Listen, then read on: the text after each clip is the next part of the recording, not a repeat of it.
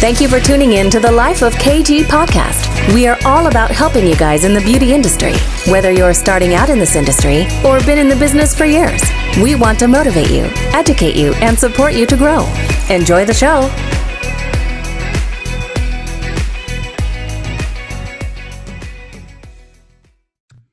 Hey everyone, welcome back to the Life of KG. I hope you're all having a fabulous week. So today I get to interview the lovely Tamara Shaw-Reid, all the way from Australia. How amazing is that? So Tamara has been in the industry for over 10 years and she's travelled all over gaining expertise in the industry. She launched her own online support platform for the professional beauty industry, which we'll talk about more in depth later on in the show. And I really wanted to get Tamara on because she has a magic formula for 7 steps to a client's journey, which I totally love and 100% believe. So a lot of us in this industry are very quick to think that there's only maybe 2 steps to the journey, which is a consultation and then the treatment. And there's so much more to that with the client's journey coming into our salons. So I really want you to take this in, take notes and implement it into your salons and let me know how you get on with it. I'm so excited to share this with you. So yeah, listen to the show and let me know your thoughts. Tamara, thank you so much for coming on the show. My absolute pleasure, Katie. Thank you so much for having me. You're very welcome. So can you introduce yourself to my listeners and tell them what you do? Yeah, absolutely. So my name's Tamara Shaw-Reid and I'm the founding director of Beaute Industrie, which is an Australian online support community for the professional beauty industry. So what I found was happening in my career traveling around was that business owners unfortunately weren't talking to each other and they weren't communicating with their team correctly and their teams weren't communicating with their client correctly. So I thought, this is a little bit bananas. Why aren't we all communicating with each other? And so I founded Beaute Industrie to really kind of pull everyone together, create conversations and create a supportive network for the professional beauty industry. And so we do that through our online membership. It's a 4-month consultation program. As well, we have networking events all around Australia. And we have a podcast as well, just to kind of create the conversation, have people talk to each other on a similar level. Amazing. And is that just based in Australia or can people join anywhere in the world? Yeah, you can join anywhere in the world. I mean, that's the beauty now of virtual reality and online. We have podcast channels and the website as well. So mainly in Australia at the moment, but definitely branching out international as we grow further. Oh, amazing. So can we go a little bit more in the background of your beauty industry, kind of how you started and what you've been doing? Yeah, absolutely. So I've been in the industry now for just over a decade, so still quite fresh, but I'm quite an ambitious person. So I've done a lot in those small 10 years. I started off within the day spa sector of the beauty industry, and so I was doing massage after massage. I got a little bit bored of that, and so I went over to London actually, and I studied for the cruise ships, and I was fortunate enough to travel all around the world on the cruise ships. So I was flown over to America and the Caribbean and then sailed all around the UK, and then came back to Australia and I went into multi-site management and also international education, and then further there went into business development and national sales as well. So in that respect, I think a lot of therapists and also business owners go, oh, okay, here's somebody who has done a lot of the different options and channels that are in our industry, and so they feel like they can connect on a level where, you know, from experience, I completely understand everything that they're going through on a daily basis. Oh, wow. God, you've done so much. That's amazing. So you have a kind of magic formula to the 7 steps of a client's journey, which I totally love and 100% agree with. So I thought we could kind of talk through each one and discuss. Would that be okay? Yeah, for sure. I mean, it's, it is moldable and it is flexible for all treatments, specifically facials. The 7 steps work really well in, but certainly, I'm sure we'll use a little bit of an explanation today, but any treatment can have the 7-step client journey.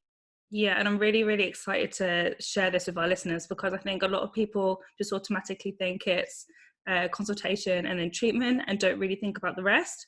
So what's the first one? And let's talk about that. Yeah, so the first step in the client journey is the booking. And this is a step which gets really overlooked, actually. And it's the most important step because it's how the client actually finds you and has a first impression. And that's so difficult because as therapists, we use our hands as our tools to perform the treatment. However, how can we show somebody how great we are if we can't touch them through, Facebook or through the website where they're booking? So the booking needs to be really available and accessible for your client. And we're seeing now more than ever that clients are most active online between the hours of 11 p.m. and 1 a.m. So think about all those mums who, have just put their kids down to bed. Maybe the kid's having, a late bath or running around, can't sleep. And mum goes to bed and she thinks, oh my gosh, I've got a 30th on this weekend. I need a spray tan, or, I've got an event on this weekend. I need to get my waxing done.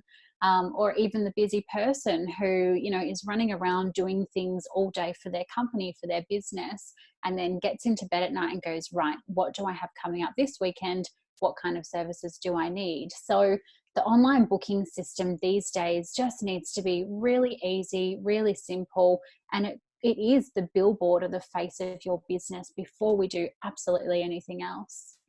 Definitely. And I guess that also includes people like calling the salon and making sure everyone's upbeat and happy on the phone rather than quiet and miserable, like the first time you ever talk to that client.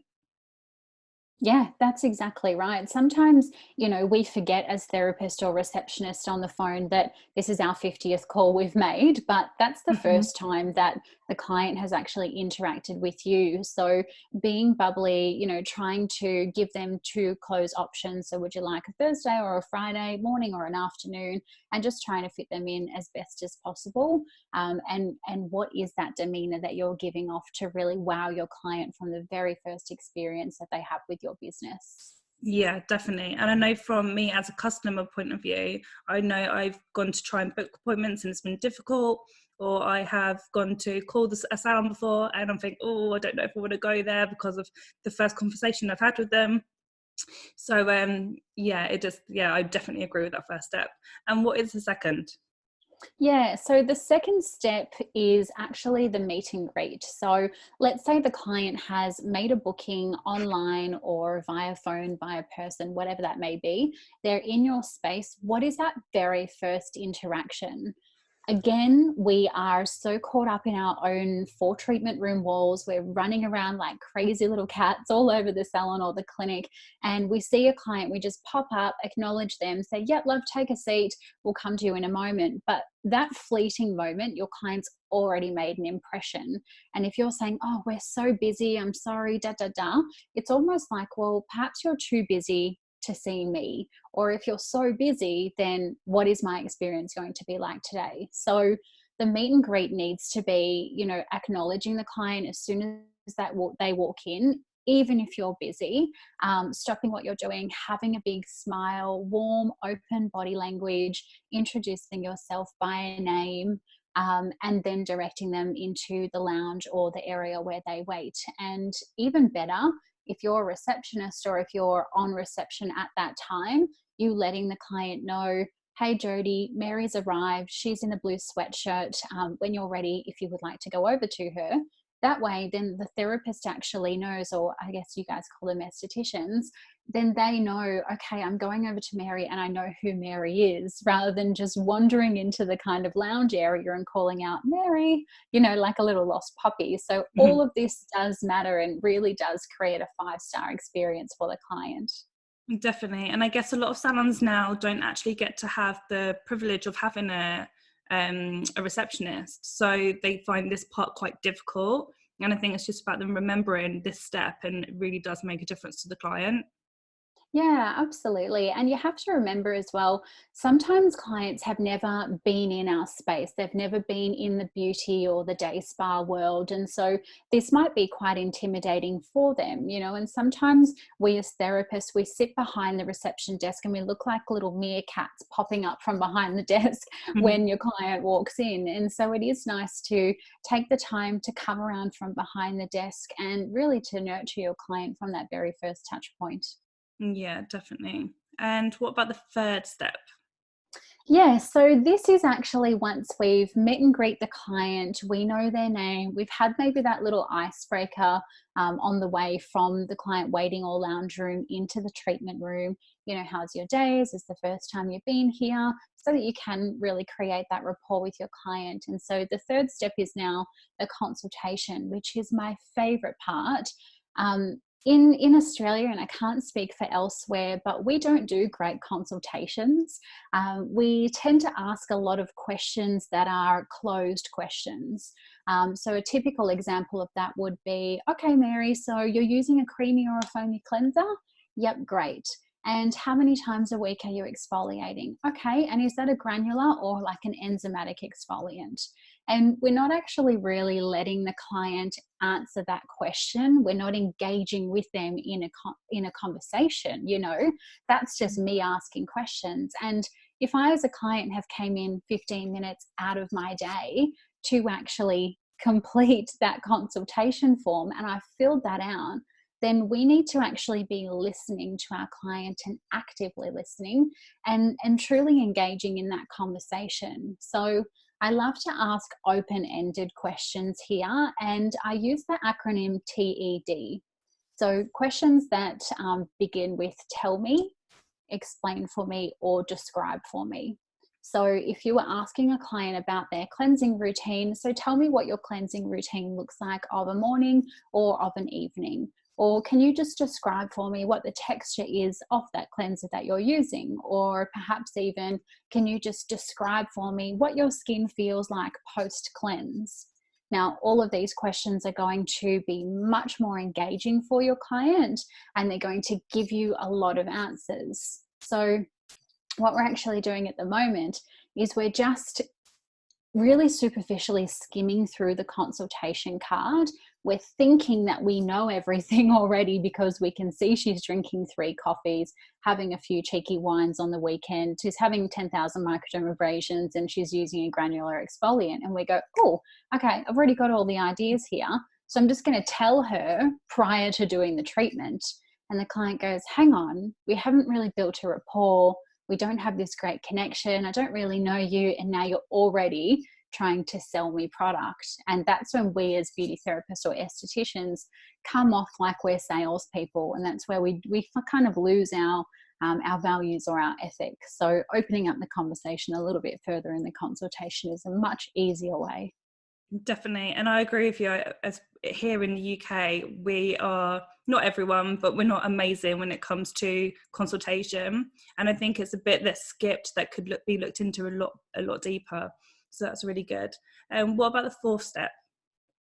So the fourth step is actually the diagnosis or the education. And this kind of blows my mind. And I don't know why therapists don't spend longer educating their client, because we've spent so long at beauty school learning about cosmetic chemistry, learning about cellular biology, learning about the structure of the skin, the anatomy, ingredient structure. Like, we've learned so much. And then we just kind of throw all of that information in the bin and just rush through doing treatments. So unfortunately, nowadays with the internet, clients can find out anything that they like about anything. So chances are they have Googled dehydration or they've Googled acne, and maybe hyaluronic acid information popped up or salicylic acid information popped up. And so chances are they do have quite an idea already in their mind of what they're going to need today. But as the professional therapist, we need to diagnose the skin. So what this looks like is cleansing the skin, the feet, the back, whatever area of the body we're touching in any treatment, and looking at that skin or looking at that muscle, looking at that part of the body and actually diagnosing it. And so this actually sounds like a confirmation of what the client concern has been in the consultation. So for example, I would say to my client, so Mary, you mentioned to me your concern of aging in the consultation. Now that I've cleansed your skin, I can actually see what you're talking about. You do have a few superficial fine lines around the eye area. I can feel a loss of elastin and a loss of collagen through that cheek and jawline area. So what this actually tells me is that you're perhaps a little dehydrated. Now that you are going into the 30s, we lose 1% of collagen and elastin every single year, and that does marry up with your concern. So what I'm doing here is I'm just validating, yes, client, you are right to have that concern, and here's a little bit of education to show that I am the professional in the treatment room and that she's not going to get any of this information from just going to a drugstore or a supermarket or any of the like to get their products. It must be from a professional who is doing a professional prescription, and that is where the education comes in. So we need to be a little bit of a show off here and really show our clients that we are the professional expert in the field, and that is why they're paying a premium price. That is why they need to come back and rebook their treatments. Yeah, I think that's so good, and I think this is definitely the step that mostly gets missed in most places. Yeah. And people think that Yeah. they're selling and they're not. It's just, like you said, showing off exactly what they know and educating the client and giving the client what they need. Yeah, that's exactly right. I think perhaps the lack of conversation in this section is because we as therapists, we create so many ridiculous stories in our mind, like, oh, the client doesn't want me to talk during her treatment, or the client doesn't want to know this information, or the client's heard it all before. And I don't know why we think this, because there's absolutely no reason. Nobody's told us this. We've just created this silly story in our minds. So if the client's not educated by us, they're going to go on Google. They're going to purchase from online department stores. They're going to go elsewhere until they are educated. So when we actually show the client that we are the professional in our area, then they will follow you to any space you work in. Even if you work 45 minutes down the road, they will follow you because they know that they're not going to get this education and advice anywhere else. Definitely. And this step can be used with any treatment that we do, can't it? It's not just facials or hands-on. It can be lashes, nails. Yeah, for sure. I mean, if you're doing lashes and you're looking at the lash, pre-analyzing it like you would, trying to work out what length of extension you need, how many pieces of hair you're going to attach to what different bulb, you would say to the client, look, Mary, I can see the structure of your lashes at the moment. Based on the consultation you told me, you're not getting enough of your essential fatty acids from fish, from nuts, from avocado, because you've been having a, cheeky McDonald's or, whatever that looks like. So what I will be talking to you about today is getting that lash to strengthen, getting that hair to actually hold on the lashes longer. And guess what? You're going to get a longer lash lift, or, you're going to get more longevity out of your treatment today. P.S. we have this product in a home care solution, whatever that looks like. But it really is about educating the client, because they don't know what they're doing, or what they're not doing, rather, that's actually giving them that concern that they're coming in to see you for. So any treatment, any service, any part of the body, face, you can absolutely diagnose and educate your client. Definitely. So we've done so many steps so far before the treatment's even started. So is the treatment next? Yes, the treatment is next. So this is the funny thing, is that we think as therapists that it is just literally, I see my client, I treat her, I say goodbye, or him, I say goodbye, and it's really not. So we've already got 5 steps and now we're at the treatment. So all of this work I've been watching Love Island UK. It's just came here in Australia. So I'm going to say it's almost like grafting the client, right? You're putting in all of this groundwork so that you can now do the treatment, and your client's like, oh my goodness, shoulders down, this is incredible. So not only do you have that reputation built up through the prescription and through the education, but you're just confirming, yes, you are the professional by doing the treatment. And I guess here in Australia at the moment, The therapists who are coming through are what I would call a little bit entitled. They're performing treatments, thinking about lunch, thinking about boyfriend, thinking about Saturday night, and they're not really present or engaged with their client. And whether you believe in energy or whatever, it is correct that your client knows if you're thinking about them and performing that treatment with intent. You don't have to be woo-woo to know that. You can tell if somebody's looking around the room or thinking about lunch. So that treatment really does need to be performed with integrity. You need to have the best amount of energy, the best presence, and really just think, what can I do in my treatment today to get that client the X factor, to get her the best results, to help that muscle out, to get a longer lash lift, whatever that looks like, but actually performing a treatment with intent. And that's the biggest thing ever. Unfortunately, if this step is missed and you've done all of the groundwork in the other steps, it just all falls to pieces. After all of that hard work you've done previously. Yeah. Exactly. Definitely. So, okay, so there's 7 steps so far, so we're nearly there. What's the 6th step? Yeah, so your client now has had the treatment, they've snored the whole time, they've absolutely adored your touch, your presence, your education, your prescription, your diagnosis. And so here I like, which is sometimes an unpopular opinion, but I like to advise the client to stay in the room for all of the treatments, to let them know that once they've hopped off the bed, they've got themselves dressed and organized, just to leave the door a little ajar open. And then that, for me, I will know that they're ready. And so what I will be doing in this stage while they're getting dressed is picking up all of my products that I'm going to prescribe to them. I'm also getting a mirror so that they can have a look. I'm getting some water or tea or champagne or whatever you serve post-treatment.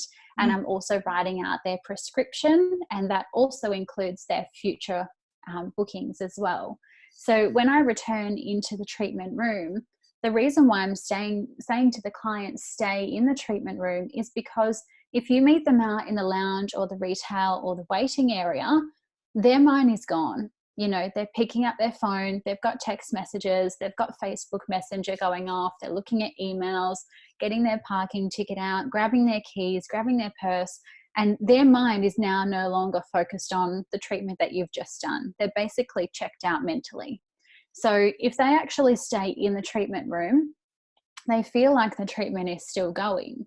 So when we re-enter back into the room, we first of all ask them, how is your skin feeling? Or if we've done a massage, how is your body feeling? Or how are your lashes looking? And we actually show them in the mirror, because previously they only know what their skin or lashes or body was feeling like. But when they actually look in the mirror, they can see that instant change. So we're confirming for them, this is why you've come to us today. And we're actually asking them, how is that looking for you? Are you amazed by the clarity of your skin? Are you amazed by the volume of the lashes? And so in that time when we're giving them the water or the tea or the champagne, we're talking to them about, Mary, do you remember when I spoke about the essential fatty acids with your lashes? This is our oil, you know, or do you remember when we were speaking about that hydrating molecule that's great for anti-aging? Well, this is our hyaluronic serum. So we're bringing back the conversation that we've had in the diagnosis and education so that it's all linking. Now, if you don't talk about the product or don't talk about the education and the skin prior to the treatment, then what actually happens is if we just come in after the treatment and we start to show product and start to show our prescription of treatments next, then again, that's when we feel like a salesperson. So it's just showing product for the sake of showing product. It's not showing product to actually help their concern or to actually give them that further carry on from the education. Yeah, I love this step. I mean, I think it's something that doesn't maybe ever get done in beauty salons unless they're performing a facial or massage. But in spa, Yes. you do get this. So I think to bring this into everyday salons would be great. Yeah, absolutely. And look, there's absolutely no reason that if you're doing a brow wax, you can't talk about the eye area, because it's not just hair on top of the brow bone. It is the entire eye area that's affected. Or, if you're doing an upper lip or a chin wax, I'd be talking about the collagen elastin, talking about the scars from acne, talking about, the clarity of their skin. There's always different ways in which you can do it subtly. Obviously, we don't want to say, oh, while I'm doing a lip wax, let's talk about aging. You do have to be savvy enough and emotionally intelligent enough to open up that conversation. But the client is never going to open up the conversation. They're not going to say, oh my gosh, I've got so much pigmentation or freckles. Can you help me with this? However, if you subtly pointed out, today, Mary, while I was doing your lip wax, I did notice some discoloration on the cheek area. Did you know we do things like skin needling or microdermabrasion or whatever that treatment looks like? As a therapist, I just love to tell you this because I know how fantastic of a result we could get if we did start treating. All of a sudden, your client turns around and goes, oh my goodness, I have always thought about it, but I've always been too scared. Yeah, perfect. Let's book in, a treatment next time. So we need to proactively open the conversation and stop having all of these silly thoughts in our mind. Yeah, definitely, definitely. And so what is the last and final step then? Obviously taking their payment. Yeah, well, first of all, showing them the treatment package. So again, as therapists, we talk about, our client doesn't want to rebook, our client doesn't have the money to spend on rebooking, but we know that there's no such thing as a Harry Potter treatment. You can't just wave your magic wand and all of a sudden your client's got rid of 40 years of aging or 40 years of acne. So what I personally do is I bundle up all of the retail prescription and all of the future treatments, and then I show them that final price. And so if, for example, I'm advising 5 treatments, well, then that might be 20 weeks because they're 4 weeks apart. I would break down that $999 package, and I would say, right, so this is basically going to cost you about $50 per week, which, that's a nice bottle of wine. So if we actually cut out that bottle of wine, we can start affording to have your skin looking as optimal as it could possibly be. And for that, you're going to get all of your products and all of your treatments. And that's 5 months worth of treatments. So how amazing is that? So when you actually package things up, the client just completely gets it, because unfortunately, again, therapists have money stories. I believe what's in my bank account is what's reflective of my clients. However, that's so untrue. So if we actually start to create this conversation for our client, forget about our money stories that we're telling ourselves, and just show them what it's going to take, package, product, and investment wise, really, what they need for their skin goals, then it's ever more clear for them to actually see how they can move forward and get those skin results. Then we can take the payment. And then they'll already want to rebook in because you've already given the heads up on all of that.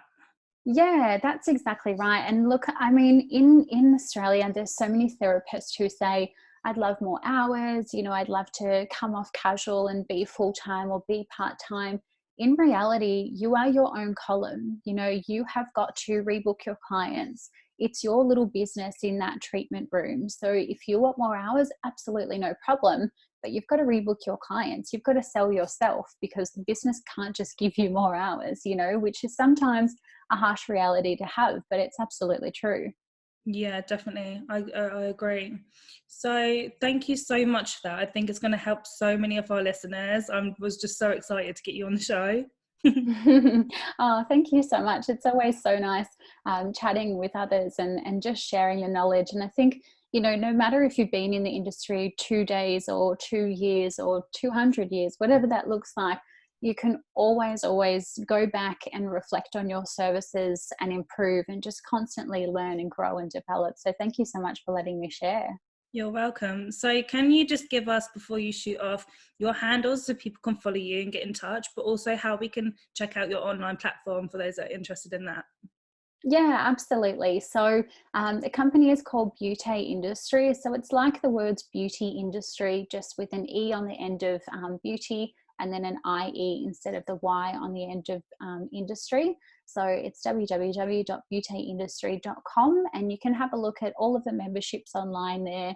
That will also direct you to our team development or our business development sessions, our networking events, and also our podcast channel. And we're across all of the social medias possible. We're flooding the channels at the moment.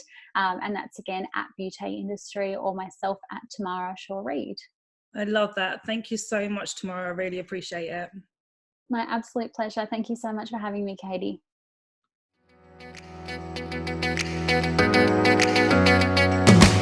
We would love to hear what you thought about this episode. I love the show, guys. You're awesome. Please leave a review and share on social media tagging at KG Salon so we can share. I always follow them. Until next time, have an amazing, successful week.